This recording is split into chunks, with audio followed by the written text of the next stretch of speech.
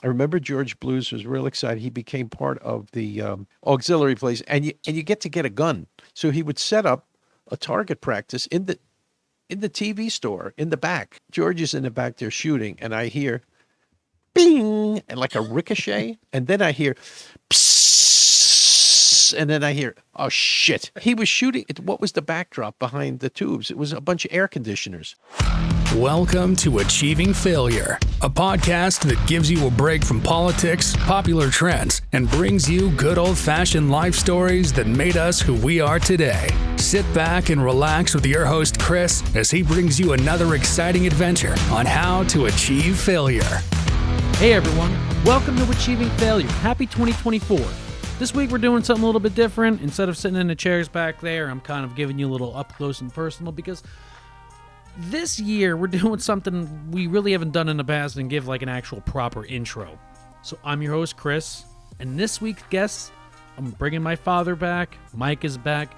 It's kind of a continuation of episode 27 where we're talking about Montauk, so we're just kind of rehashing other stories, but these are going to be some good ones. We're talking about when my father dressed up like a police officer during a car rally on Halloween. Talking about working at a television repair store. I clogged a stranger's toilet when I was visiting in Florida, and we almost lit a family member's house on fire. You know, there's a George connection here. So there's another memory that you don't have, but I do. And it was George Blues from SOS TV where I worked. And I remember George Blues was real excited. He became part of the, what do they call you can sign up with the police. You could be like auxiliary police, and you get a gun. See? So he had this gun, and he would wear the gun, really cool. Like a real gun? Like a real... It was a real gun, yeah. I don't know, it's the 38 or something. I have no idea. So he would go to meetings and such. And then he said, well, you need to practice to, you need to understand how this works. So you got to stay in practice. So he would set up a target practice in the TV store in the back, right? And what better to shoot at than little old tubes that weren't good anymore? And he'd line them up on a piece of styrofoam. So I remember once I was out in the counter doing some stuff, and I think it was after hours, but it might not have been, because God knows we would have happy hour for our customers. That they loved us. Saturday, but we used to have people coming in bringing happy hour stuff. He says, "Hey, I got some stuff. Here's some champagne, some wine. Let's go." Right? It's only 2:00. Yeah, whatever. Anyway, George is in the back there shooting, and I hear bing and like a ricochet, and then I hear, and I'm thinking, that's not a good sound because that could go in your eye, right? Gene Shepard. So I hear this, and then I hear psst, and then I hear, oh, shit, right? Well, he was shooting. What was the backdrop behind the tubes? It was a bunch of air conditioners, right? So he wound up shooting how dumb is that? He's like, oh, damn, but he said, well, we got to put a piece of wood up there or something, yeah. Put a piece of tissue paper. That'll help. Yeah. Now, George Blues is the one that we saw in Florida, right? When we went back down. Yeah. So there was a funny story. I never actually got to meet him. I got to hear a ton of stories about George, but the one and last time I got to meet him, we were down in, what was it, Tampa? Was he living in Tampa at the time? Yeah, Tampa area. So we're down in Tampa, and I excuse myself to go use the bathroom, and they lead me into their bathroom in their master bedroom. And I use it, and I just, of course, clog it with shit and toilet paper. And I flush it, and all of a sudden, it backs up and it starts overflowing. And I'm going, I'm frantically looking for a plunger. And I'm like, they got a toilet cleaner. I'm trying to stick it with the toilet cleaner to unclog, nothing. And here was the one thing that made me freak out the most is because for whatever reason, they thought it would be a good idea to put carpet in the entire bathroom. So the carpet is surrounding the toilet that is overflowing with water. And I had to run out, and they had somebody else there too. It was like their son. His son Alan. Yeah, his son Alan was there. And I go, hey, do you have a plunger? Like, I'm trying to say it really nice. I was like, do you have a plunger? And he goes, "A what?" I'm like, "Do you have a A plunger?" toilet Like, plunger. he goes, "For what?" I said, "The toilet's overflowing." And he asked his mom, what's her name? Marge? He asked Marge, "Hey Marge, we got a plunger." And she asked her, "Hey George, where's the plunger? The toilet's overflowing." And I'm going, "God damn it. Oh, the one for our bathroom? Oh, it's in the kitchen over there. What's wrong with it?" And I'm sitting there looking at Dad going, "Okay, can we leave now?" Oh, yeah. Like, because after I unclog the Well, toilet, then I it have was to fun. try to dry. See ya. Then I have to try and dry this carpet for that is completely fulfilled. I mean, it almost looked like a one piece going from the bathroom into the bedroom too. And I'm like, Well, "Oh." I mean, this is the great shepherd story where, he was able to capture things that everybody experienced. And that was one of them, where you're at a guest and you don't even know these people. Somebody invited you to their house, or they brought you along. You're a friend of a friend, and you go and use the toilet, and then okay, it's gonna blow. Get out of here, everybody! Get out! Right? When you've made a mess of things. And who is that guy anyway? Yeah. I don't know. Well, what's the one that he made? He called you up to one time and he says, "Oh, I made record time from your house back to mine." Was it the old blue Caprice? He would always say that from Ringwood to Fort Lee, he could do it in like, I don't know, like 11 minutes or 5 minutes or so. Something. It normally would take you, say, 15 minutes, okay? At least. That was, I mean, at least in bad traffic, 45. well, this was late at night after we goofed around. So let's say on a Sunday night at 9 o'clock. So Yeah, I said, you could probably make it in about 10 or 12 minutes. No, you can't. Not normally. I mean, I would say 20, right? 15. 15 would be really fast. But he says, and now there were no cell phones. So he says, okay, so I'm going to leave now. Mark the time. Okay. It's 9 o'clock. It's 9:11. He calls. I'm home. I said, do you have kids in the car and you did this? You got kids and a wife in a car? Are you out of your freaking mind? If it was just you, I wouldn't care. But, the whole family at there's risk. A fun, great story to that is one of the other cops, Phil Lavigny. For the listeners who don't know, my dad was a cop in Jersey. He went through the academy with Phil and everything like this. And Phil and him were they're sequential badge numbers. So they went to the academy at the same time. They went to the same police department afterwards. They left the academy at the same time in the same car. And, they had gone through all the training and they know what turning on the lights and all that stuff means. And my dad was driving and Phil's like, oh, they're sitting in they're coming down from Mawa. And I think they were sitting in Route 4 traffic. And Phil's like, well, turn the lights on. I was like, what do you mean? And Phil reaches over, switches on the cop lights, and you got your red and blues. And all of a sudden, everybody's out of the way. Like, all of a sudden, he's like, floor it. He's like, what? And he just guns it. And he's like, holy shit, they're all getting out of the way. How about that? Well, Yeah. didn't you do something like that? Didn't you prank George DeLauder or something with you and George? What? Yeah, we used to go on these car rallies. Those were really fun. Okay. Out by Englishtown, or which ones? No, just a car rally is you follow directions. Oh, okay. And, Okay, gotcha. Right. Rally. A rally. And it's a time, speed, distance rally. And you're given clues. So you got to kind of figure it out as you're driving. No GPS, because GPS wouldn't help you. You had to get to the next checkpoint in order to make the next, And you had to average a certain speed to get there. well, you had to go as fast as you could and not make any mistakes. Oh, so this is a cannonball run. Yeah, but Cannonball Run is west to east coast. But to I west mean, coast. it's kind of a. But no, it's a rally cross. It's a rally. Oh, okay, yeah, yeah. So where were we going with this? What was that? You would prank. Oh, so it was very popular to have these at Halloween time. You dress up for Halloween, and then they'd have a rally. So DeLauder and I dressed up as cops. It was pretty convincing. And he also had a bar on the top of the car, which had the lights on it. It was a Datsun 240Z sports car. So that part, was like kind of, Why does it have those lights on it? But anyway, we were doing our thing and making trouble, and we get pulled over. Sure as shit.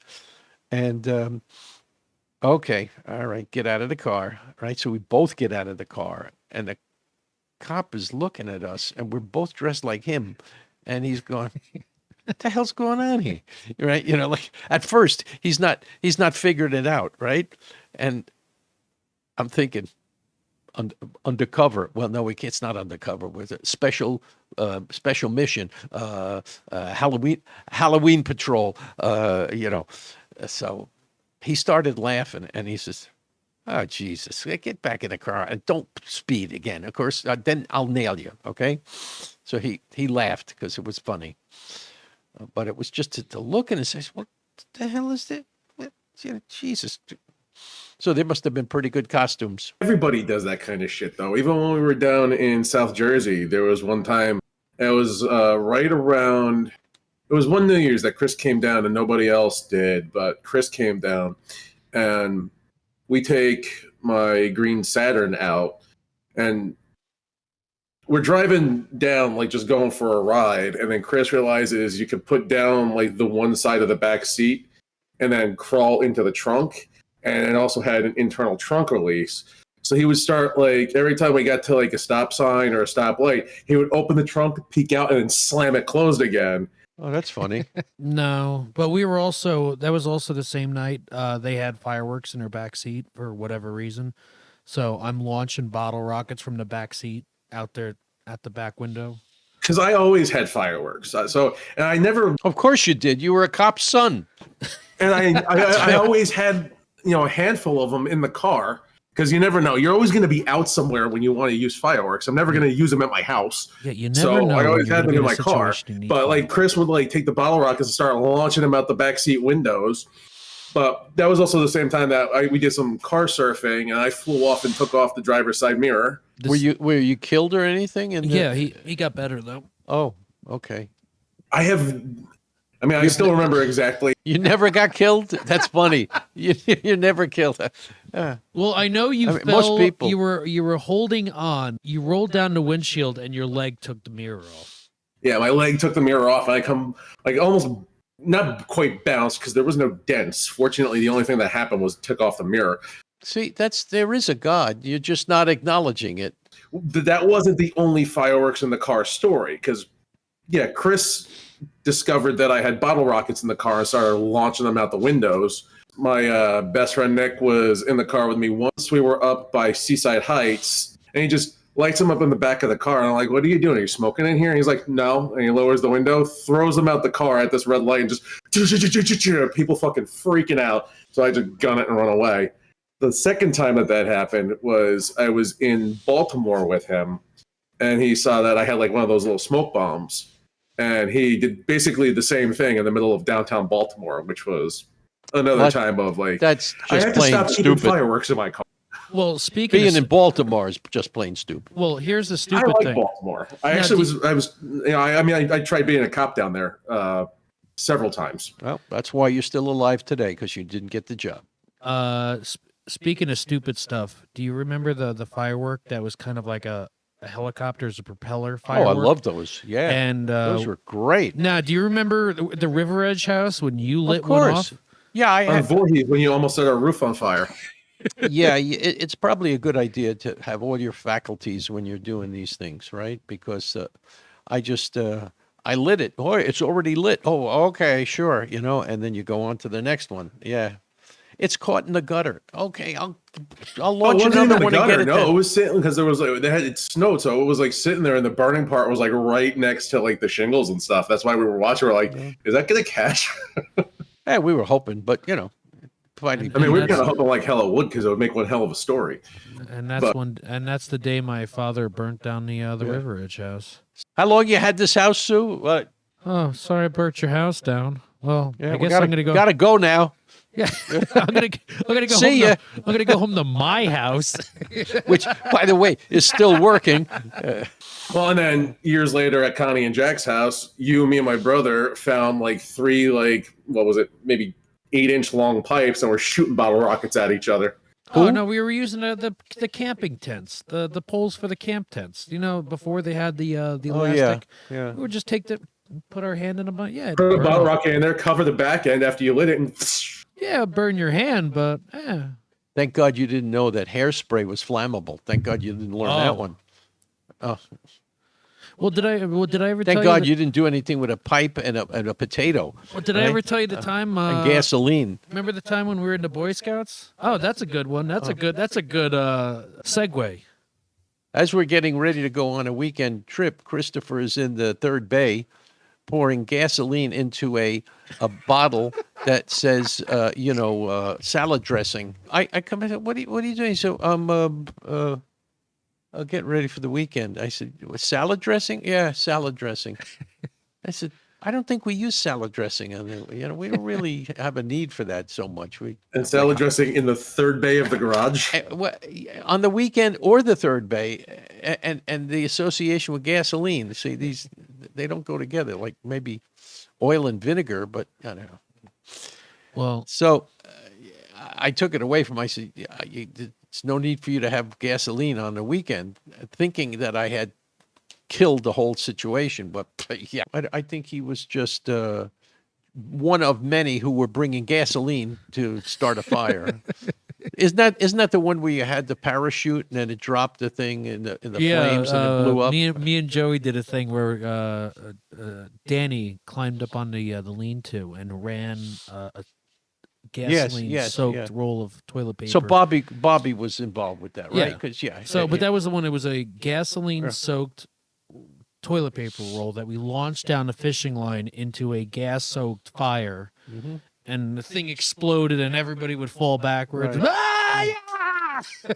Now, I look, as stupid as that is and as dangerous as that is, I can hardly blame you, because when we went to summer camp, what did they do? They had a slideshow, and you watched all the things that happened during the week, and the big fanfare was they blow up the slideshow. They boom, boom, boom, there was your fire. Oh, we have a campfire now. How did you do that? Oh, a little explosives. Yeah, isn't that normal? We'll wrap this up real quick. Would you like to explain your viewpoint of Boy Scouts when Mike and Tim were there, and how one of them, the result of not drinking enough water? Oh, we've rehashed that so many times. Think they know better. Oh, I'm sure that had to be a Tim story, because I don't recall. sure Oh, well, it's- of course it it's wasn't not him. Tim, is it? Was Tim? No, I don't I know. just don't recall that at all. I know that We'll just make the accusation, and the accuser will step forward. All I remember, what I do know is it was a hot, hot summer, and we had made certain that we went around to each of the scouts in our troop and said, we had some method of making sure they were drinking water. And it was a problem because a lot of kids were getting sick. And either you or Tim were one of them, because you refused to drink any frickin' water. You said, no, I'm fine. Maybe I'll have some iced tea. Well, any idiot knows that iced tea is a diuretic. It does the opposite of hydrating you. It gets rid of, water. So I think you had to go home early, didn't you? Or did he stick it out? I think he just. I thought you went home early. because Tim was also homesick. That was his first time doing a sleepaway, and between a combination of, I think, being homesick and not having drank enough, like, he wanted to go home. I think he ended up sticking it out. As I recall, he stuck it out. I think he traded in his swim time for laying in a hospital bed. Oh, So, because I know you were in the tent for a while. One of you guys was in the tent for a while. That was for sure. well, I feel like that was the only thing. Here's the Boy Scouts. Here's a pocket knife, a guide on how to whittle wood, and here's a canteen of Yeah, water. go to that. Wait, you get a guide on how to whittle wood? Your scout was way better. Your troop was way better than mine. Well, you got to start somehow, right? Yeah. Yeah, they just gave me a knife, and after whittling my fingers a few times, I figured it out. Yeah, and then they gave you a box of cookies, told you to go stand outside the store, and said, "Make us some money." Cookies? I always liked that hiking and camping stuff, though. That was always fun. It was a Girl Scout joke. It was a Girl Scout. I said. But I wasn't going to call you out on it. Yeah, I know. And the Boy Scouts Ah. wanted to top it. So we're going to sell popcorn. Oh, boy, everybody's going to buy lots of popcorn. That was the hardest goddamn thing to sell. Oh my God, it's like pulling teeth. He said, "Please, I'll pay you if you just buy some. Well, whatever. Just take some frickin' Boy Scout popcorn, please. Just get it off my frickin' hands. I can't stomach it." Everybody had to sell like You know what? Here, how much is it?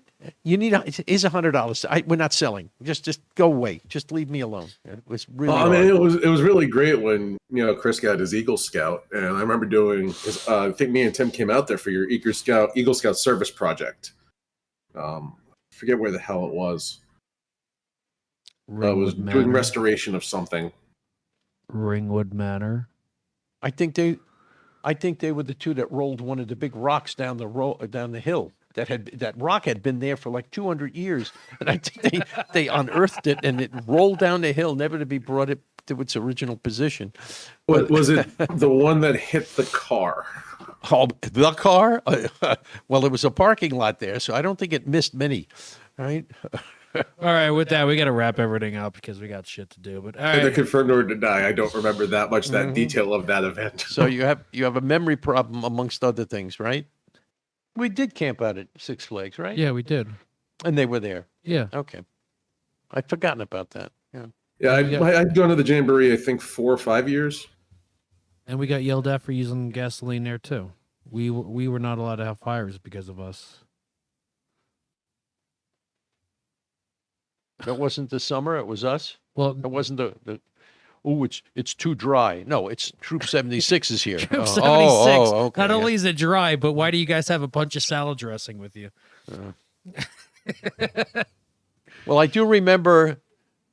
To close this out, I do remember Stokes up in near High Point, New Jersey, and was early in the time that I don't think we've been there more than 6 months, Christopher and I, and they had erected this gigantic fire. I mean, these were very large logs.